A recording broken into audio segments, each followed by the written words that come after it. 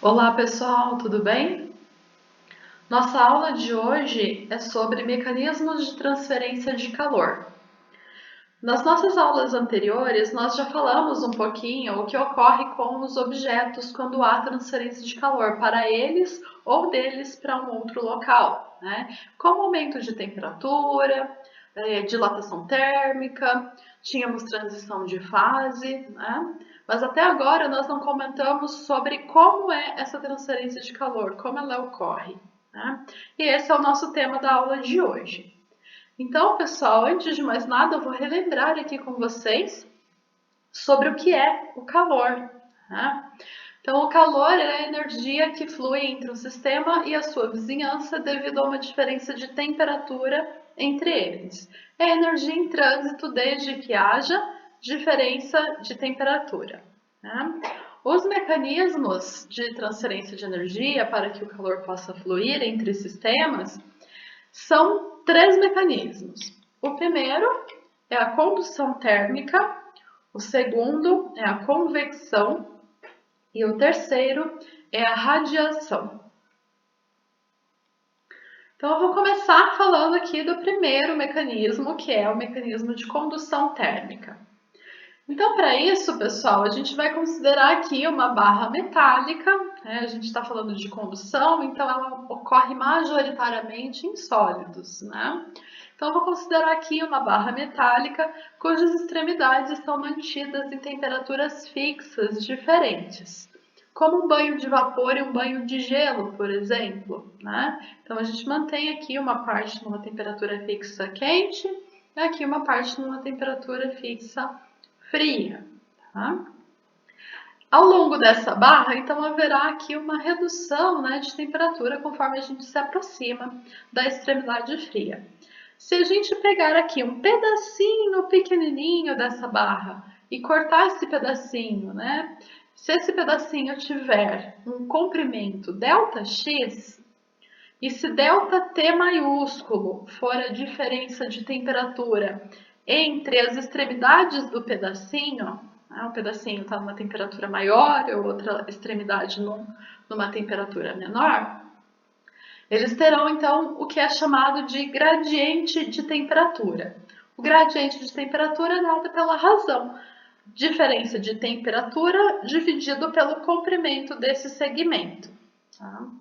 E aí, com base nisso, a gente pode então observar que se há uma diferença de temperatura entre as extremidades, vai fluir calor de uma parte para outra, da parte quente para a parte fria, né? Essa quantidade de calor que estará fluindo, eu vou chamar de Q. E então, em um intervalo de tempo, ΔT minúsculo, tempo para o minúsculo, T maiúsculo é temperatura, né? Então, para esse intervalinho de tempo, a quantidade de energia que flui de uma extremidade a outra do segmento é a quantidade Q. E com isso a gente pode definir a taxa de condução de energia térmica. Essa taxa de condução também recebe o nome de corrente térmica. No fundo, representa a mesma coisa. Essa quantidade, essa corrente térmica, é uma quantidade de calor, ou seja, uma quantidade de energia, dividido pelo tempo que ela demora para fluir entre as extremidades ali do material. Né? Então, essa quantidade de energia sobre tempo, ela também é uma grandeza que é chamada de potência. Então, são três nomes diferentes: potência de condução, taxa de condução de energia térmica ou corrente térmica. Tudo significa a mesma coisa. Tá? Ela é definida dessa forma, mas experimentalmente a gente pode verificar que a corrente térmica depende de outros fatores. Ela depende da variação da temperatura sobre a variação do comprimento do segmento, ou seja, depende do gradiente de temperatura que a gente tem no material. Quanto maior for esse gradiente de temperatura, maior for a diferença de temperatura entre as extremidades do material, maior é a corrente térmica. Tá? Além disso, a corrente térmica também depende desse A maiúsculo, que representa a área de seção reta do material. Então lembra que eu falei como se eu fosse fazer aqui um cortezinho, considerar um pedacinho de comprimento ΔX? Aqui a gente tem uma barra cilíndrica, né? Se eu fizer um corte aqui no meio, eu vou ter uma área aqui que é a área de um círculo. Essa área, né, onde o calor está fluindo, atravessando ela, é a área de seção reta que aparece aqui.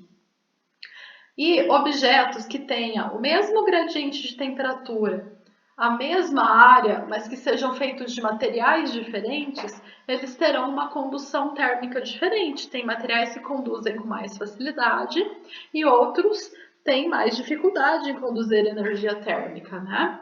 Então, para isso, para identificar essa característica do material, aparece esse termo aqui, que é simbolizado pela letra K minúscula, que é a condutividade térmica do material. Quanto maior a condutividade, maior é a habilidade dele, a facilidade que ele tem em conduzir energia térmica. Então, pessoal, aqui a gente verifica como é, né? Vou voltar aqui, desculpe, a condução térmica através de uma barra. Agora eu posso pegar essa última equação que a gente viu aqui e isolar o ΔT. Quando eu isolo o ΔT, eu vou passar o ΔX multiplicando e o K vezes A passa dividindo. A gente chega na seguinte relação: ΔT igual a I, ΔX sobre KA. Notem que esse termo que está aparecendo aqui na fração, ele depende apenas de características do material. O comprimento dele, a área de seção reta e a condutividade, que depende do tipo de material que ele é feito, né? Então, a esse termo todo aqui, a essa fração, a gente dá o nome de resistência térmica, que vai ser simbolizado pela letra R maiúscula. R igual a ΔX sobre KA. Então, eu vou substituir esse termo por R e nós ficamos então com ΔT igual a I vezes R. A diferença de temperatura é igual à corrente térmica vezes a resistência térmica do material. Em alguns países de língua inglesa, majoritariamente, ao invés de utilizar a resistência térmica, eles costumam utilizar um outro valor que é chamado de valor R ou fator R. Ele é simbolizado pela letra RF, né? R com índice F, e ele é dado só pelo ΔX dividido pelo K, não leva em consideração a área de seção transversal. Tá? De qualquer forma, tanto o fator R quanto a resistência térmica são grandezas que estarão simbolizando qual é a resistência que o material tem em transmitir calor. Ele é como se fosse um fator inverso da condutividade, né? Tanto que matematicamente os dois são inversamente proporcionais à condutividade térmica, mas também levam em consideração fatores geométricos da construção do material. Né? Aqui do lado eu coloquei para vocês alguns exemplos, uma tabelinha que tem alguns materiais, a condutividade térmica e o valor R desses materiais. Né? Então notem, pessoal, que no caso de metais, a gente tem os maiores valores de condutividade térmica e, consequentemente, os menores valores de valor R. Né? Então aqui, notem que porque os materiais que são metálicos estão aqui nessa classificação diferente, né? Quando a gente está falando de metais, pensem lá na composição que a gente estuda de materiais, né? A gente tem a estrutura atômica em um material sólido, os átomos eles ficam em média em uma determinada posição, mas eles ficam vibrando em torno dessa posição de equilíbrio. E isso vale basicamente para todo material sólido. Só que no caso de metais, eles têm alguns elétrons que ficam um pouquinho mais soltos do núcleo atômico, um pouco mais distantes do núcleo atômico. E eles formam como se fosse uma nuvem de elétrons sobre o material. Os elétrons eles deixam de pertencer a um único átomo e pertencem, né, a toda aquela estrutura. A esses elétrons em especial, a gente diz que eles estão na camada de condução. exatamente porque eles estão relacionados tanto com a condução elétrica quanto com a combustão térmica, né? Esses elétrons eles se movem com bastante facilidade. Quando a gente está falando de um material que está quente, então significa que os átomos, consequentemente os elétrons, também estarão bastante agitados, né? Em grande movimentação. E isso faz com que essa movimentação seja transferida aí em todo o material, né? Com uma certa facilidade. Né? Mais fácil para os metais do que para outros materiais. Então, notem aqui, pessoal, a gente tem, né, o caso do aço inoxidável, embora a condutividade térmica dele não seja muito alta, ainda é bastante alta comparada com outros materiais. Tá? Agora, quando a gente fala de alumínio, cobre, prata, aí os valores de condutividade térmica são ainda maiores. E a resistência, ou o valor R, tá? Notem que são bem baixos, né? Olha quantos zeros aparecem aqui. Tá? Quando a gente está falando de gases, o ar seco, ele tem aí uma baixa condutividade térmica, né? 0,026 watts por metro Kelvin. O Kelvin está multiplicando o metro no denominador, tá, pessoal? E aqui nós teremos, então, né, uma alta resistividade térmica, diríamos assim. E aqui a gente tem alguns exemplos também que são materiais de construção, olha só, espuma de poliuretano, fibra de vidro, pinho, concreto, tem vidro, né? Todos eles com valor relativamente baixo de condutividade térmica. Né? Então, pessoal, a gente tem aqui o comportamento, né, dos materiais e a condução térmica quando a gente tem um único material submetido a uma diferença de temperatura. Só que haverão inúmeros casos onde a diferença de temperatura ocorre em uma região que é composta de vários materiais diferentes, né? Então, nesse caso, a gente vai ter uma associação de materiais para a combustão térmica e essas associações elas são divididas em duas partes. Elas podem ser uma associação em série ou uma associação em paralelo. Quando a gente está falando de uma ou de outra, como que eu vou saber identificar que tipo de associação é essa? Então, olhem a figurinha A. Imaginem que a gente tem aqui à esquerda uma extremidade que está em contato com algo bem quente. Eu vou dizer que essa temperatura vai ser o T quente.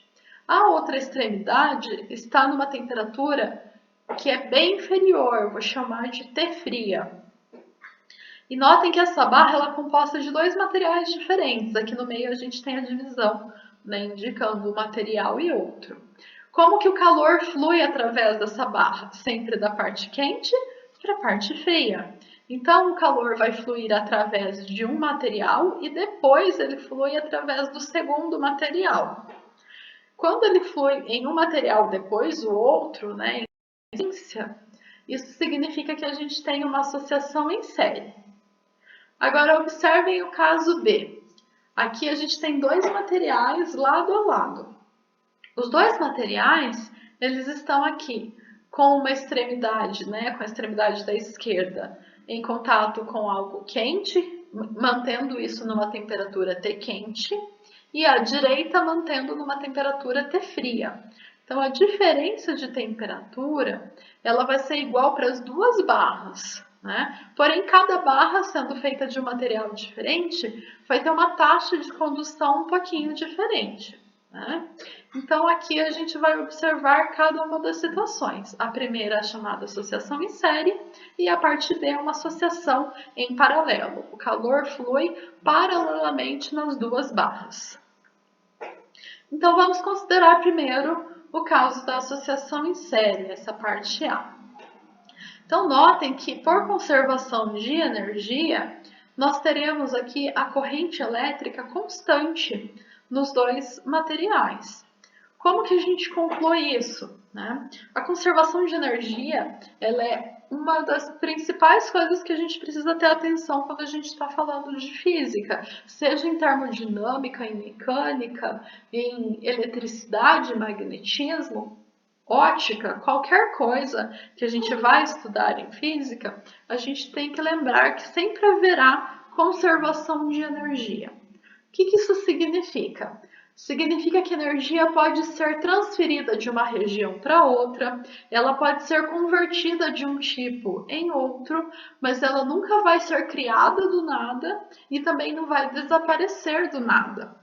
Então imagine o seguinte, aqui ao longo dessa primeira parte da barra 1, que eu vou chamar, essa barra aqui está fluindo uma quantidade de energia através dela. Chega aqui na interseção entre as barras, o que acontece? Essa quantidade sai da barra 1 e entra na barra 2. Entre as barras não vai nem desaparecer e nem ser criada energia nessa região. Então, como toda a energia que flui de uma parte está entrando na outra, né, sai de uma região e entra na outra, por conservação a gente entende que a potência, né, que é a energia dividido pelo tempo, ela vai ser constante. Tá? Então, levando isso em consideração, pessoal, a gente vai fazer análise de diferença de temperatura e corrente para as duas barras. Então, eu vou voltar aqui na equação que eu vou utilizar. Então, notem que a gente tinha definido que a variação de temperatura pode ser escrito como o produto de I vezes R, a resistência térmica, né? Isso para uma barra só. Como que eu faço para uma associação? Então, eu vou escrever essa equação para cada uma das barras. Eu vou dizer que a temperatura que eu tenho aqui no meio vai ser T meio, ok? É a temperatura na interseção entre os materiais.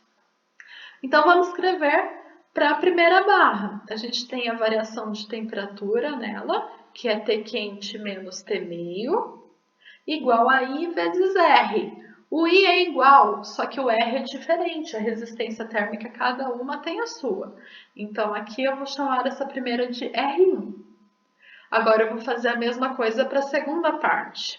A variação de temperatura na segunda barra é T meio menos T frio. Isso é igual a I vezes a resistência térmica dessa barra, R2. Né? A gente também pode escrever para a barra composta, para a barra inteira, como que seria a função? Seria a variação de temperatura, que é a temperatura quente menos a temperatura fria, igual a corrente, que é a mesma, vezes uma resistência, que eu vou chamar de resistência equivalente, que é a resistência total da barra, que a gente sabe que é composta de duas partes daqui. Né? Então, como que eu vou saber quanto vale a resistência equivalente? Então, notem que aqui o ΔT, ele pode ser escrito também como produto de I vezes R1 mais R2. Como que eu obtenho isso? Basta eu somar as duas primeiras equações. Quando a gente soma, nós teremos do lado esquerdo TQ menos T meio mais T meio menos TF. Menos T meio com mais T meio se cancelam, sobra TQ menos TF, que é o que tem aqui. Do lado direito, a gente também vai somar IR1 mais IR2. Ou seja, coloco o I em evidência, fico com R1 mais R2. Né? Então, comparando aqui a equação para barra equivalente, nós temos que IR equivalente é igual a I R1 mais R2. I se cancela com I, de modo que R equivalente pode ser escrito como R1 mais R2. Se a gente tem apenas duas partes, se nós tivermos mais, basta somar a resistência de cada uma das partes aqui. Então, para uma associação em série, as condições são: a taxa de condução é constante ao longo de todo o material e a resistência equivalente, a resistência térmica equivalente, é a soma das resistências de cada uma das partes. Ok? Vamos agora analisar como funciona para uma associação em paralelo.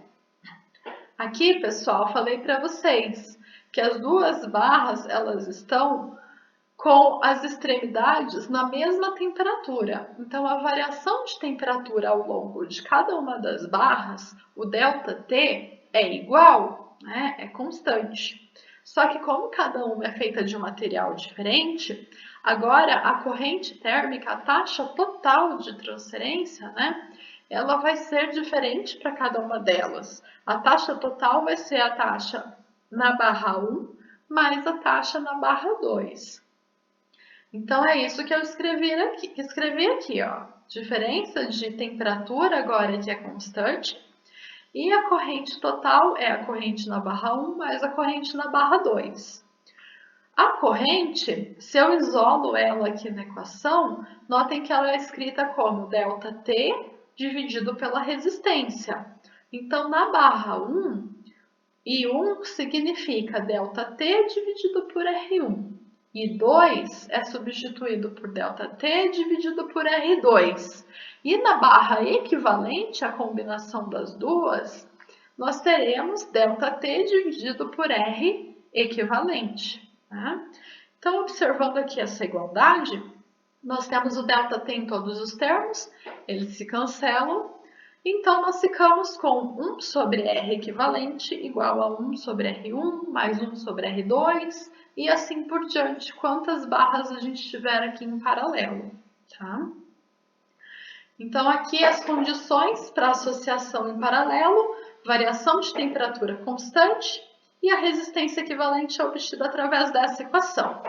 Só tomem atenção, pessoal. Aqui do lado esquerdo da igualdade não está R equivalente, está 1 sobre R equivalente. Então, se eu tiver 1 sobre R equivalente igual a 1 sobre 5, significa que o R equivalente vale 5. Né? A gente tem que lembrar de inverter depois essa fração para saber quanto vale R equivalente, não 1 sobre ele, tá bom?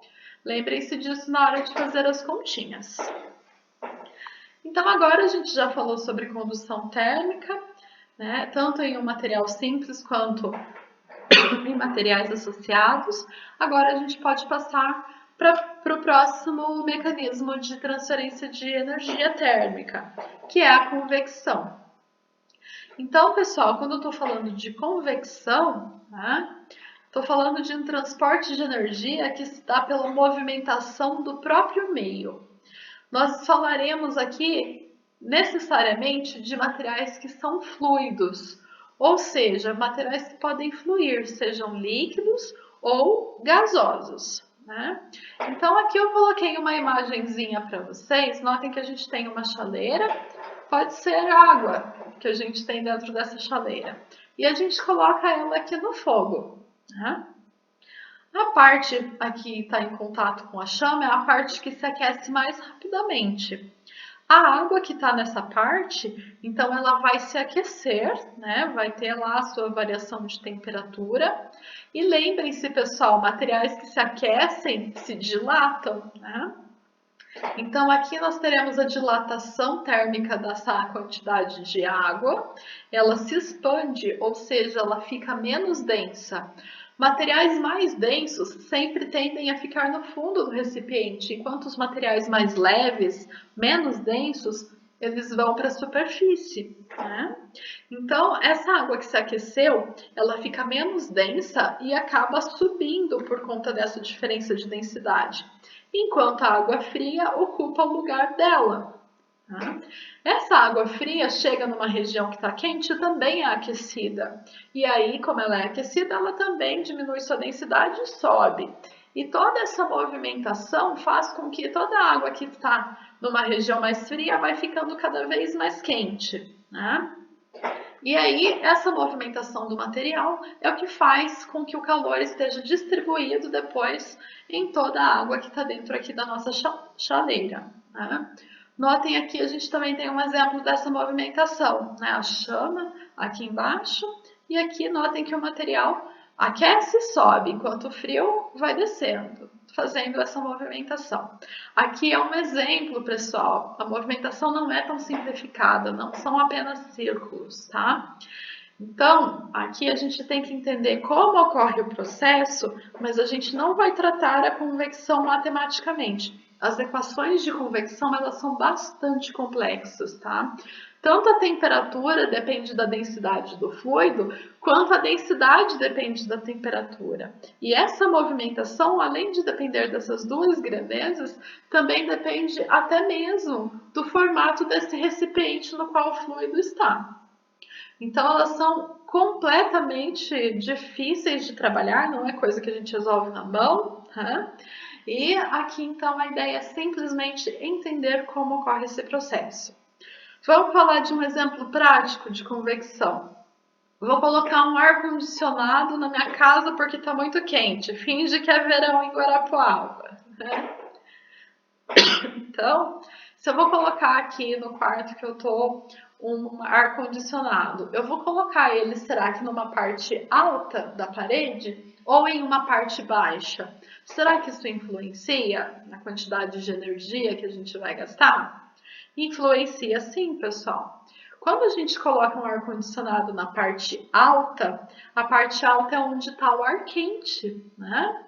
Então, ali ele vai resfriar o ar quente, por ter resfriado, ele se contrai e por isso ele acaba descendo, enquanto o ar que estava na parte de baixo sobe e acaba também sendo refrigerado, gerando todo esse movimento de convecção e resfriando todo o ambiente.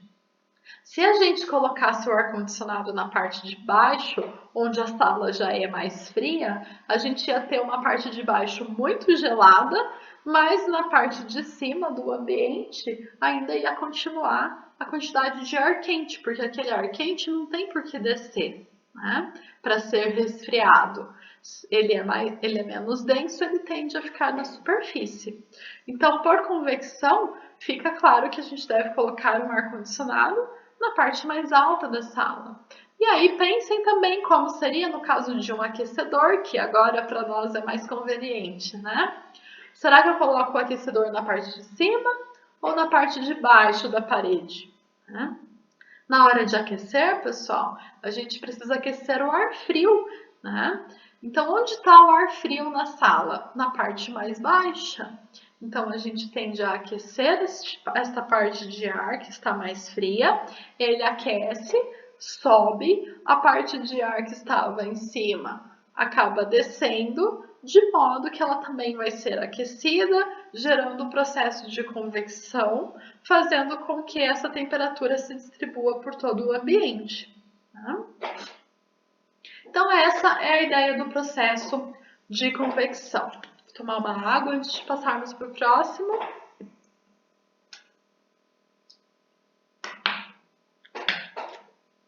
Bom, então agora a gente pode passar para o próximo mecanismo de transferência de energia, que é a radiação.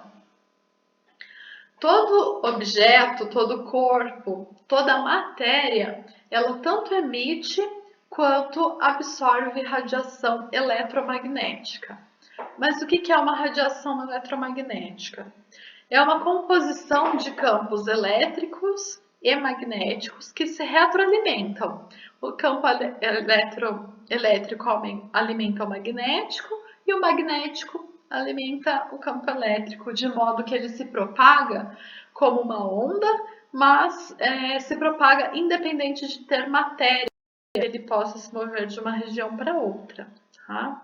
É como luz, né? A luz visível, ela é um exemplo de radiação eletromagnética.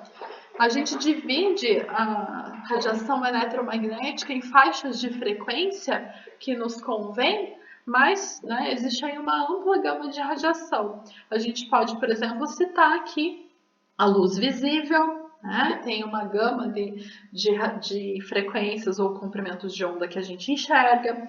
Também tem a radiação infravermelha, a radiação ultravioleta, temos ondas de rádio, temos micro-ondas, né? Então temos aí uma sequência de radiação, de frequências de radiação eletromagnética. Tá? Aqui a gente vai falar mais especificamente da absorção e da emissão dessas radiações por temperatura. Então, a gente vai observar aqui como elas ocorrem, tá?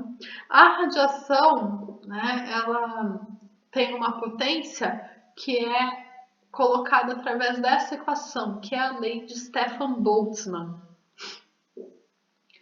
Então, o que a lei de Stefan-Boltzmann diz é o seguinte: a potência irradiada, ou seja, a potência emitida por um corpo, ela depende desses 4 fatores. O principal é o que está aqui elevado à quarta potência, que é a temperatura. Essa temperatura tem que necessariamente estar em Kelvin, é a temperatura absoluta, tá, pessoal? Então, todo corpo que tem uma temperatura absoluta diferente de zero, ou seja, todo corpo no universo, ele emitirá uma radiação. Além disso, além de depender da temperatura, essa potência irradiada também depende de outros fatores.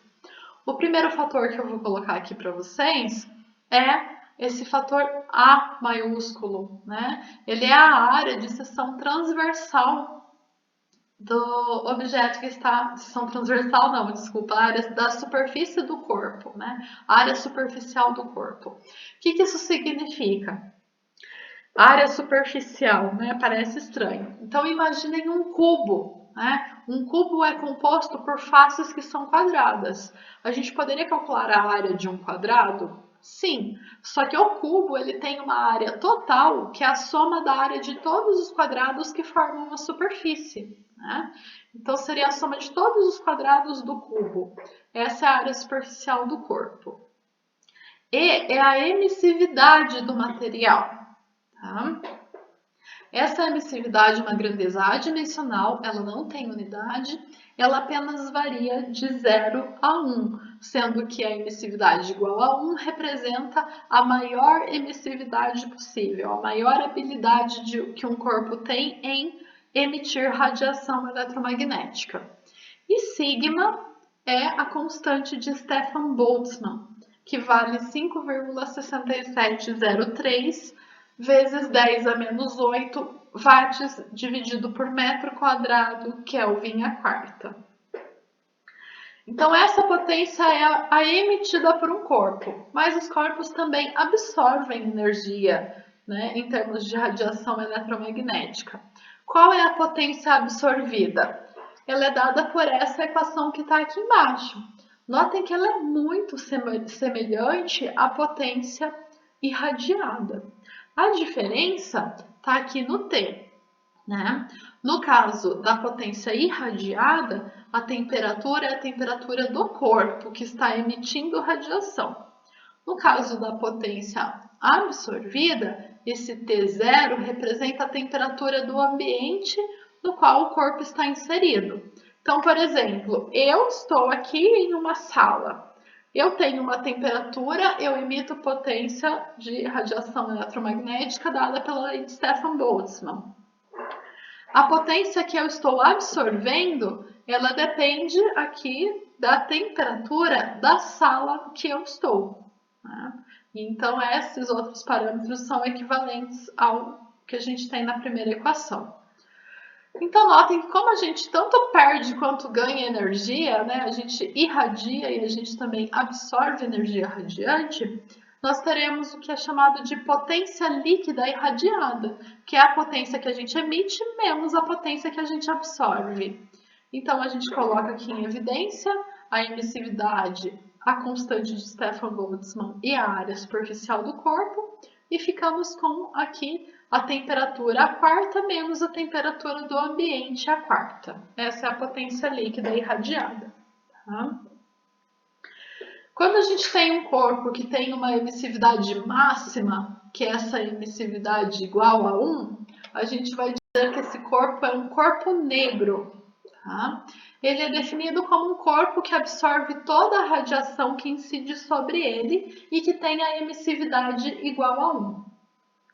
Um corpo negro, ele vai ter aqui uma emissão que segue um gráfico aqui de potência dividido em função do comprimento de onda, que é parecido com o que a gente está vendo aqui nessa imagem, né? Então, notem que conforme a temperatura vai aumentando, as curvas vão ficando mais altas, mais intensas.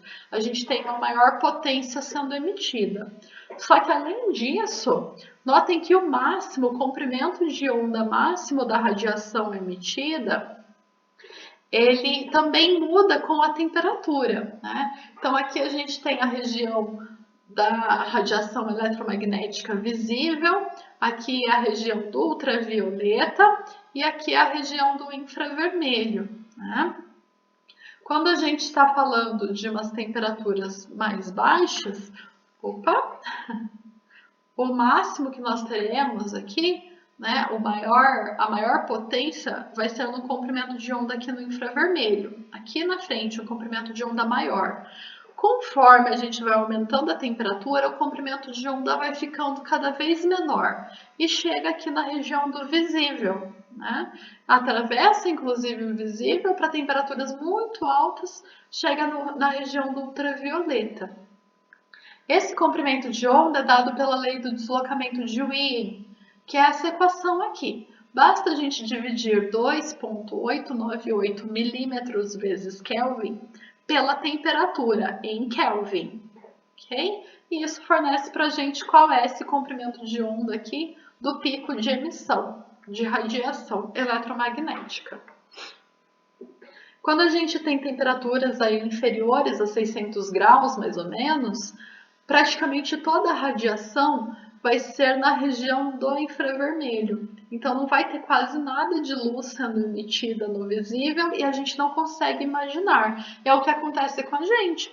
Nós estamos emitindo radiação eletromagnética. Só que como a nossa temperatura é aí da ordem de 300 Kelvin, a gente acaba emitindo no comprimento de onda do infravermelho, né? Basicamente só no infravermelho, e então, né, a gente não enxerga uns aos outros brilhando por aí, porque a gente não enxerga a radiação que nós estamos emitindo. Só que conforme a temperatura do corpo aumenta, a gente começa a enxergar por conta desse deslocamento que a gente viu aqui. Pensa quando a gente coloca lá um carvão na churrasqueira para aquecer, né? Então, inicialmente ele está lá preto, ele emite radiação? Sim, só que ela é no infravermelho. Só que conforme ele é aquecido, a gente vai enxergando esse carvão ficando cada vez mais avermelhado, né? Então, notem que quando a gente tem aqui uma temperatura entre 600 e 700 graus, a energia emitida por um corpo negro, ela é pouco intensa e ela é de coloração vermelho escuro. Basicamente, a gente tem um pouquinho de emissão só aqui no comecinho do visível, o resto tudo no infravermelho.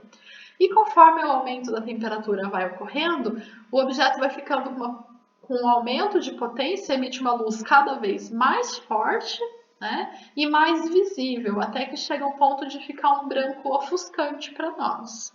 Tá? Eu coloquei aqui para vocês, pessoal, uma simulação que eu gravei no site do FET, que é um grupo que tem lá na Universidade do Colorado, nos Estados Unidos. Eles geraram algumas simulações, uma delas é de radiação do corpo negro. Então eu gravei aqui um videozinho onde a gente vai fazer uma simulação aumentando a temperatura, saindo da temperatura, né, normal que a gente tem aqui na superfície da Terra, daí a gente chega aqui para uma lâmpada incandescente, para o Sol, até uma outra estrela que é muito mais quente do que o Sol. Aqui em cima a gente tem essa região que mostra a combinação de cores, tá? Que a gente vai enxergar daquela radiação. Esse gráfico, então, ele tem aqui no eixo Y a potência e no eixo X o comprimento de onda, que aqui está em micrometros.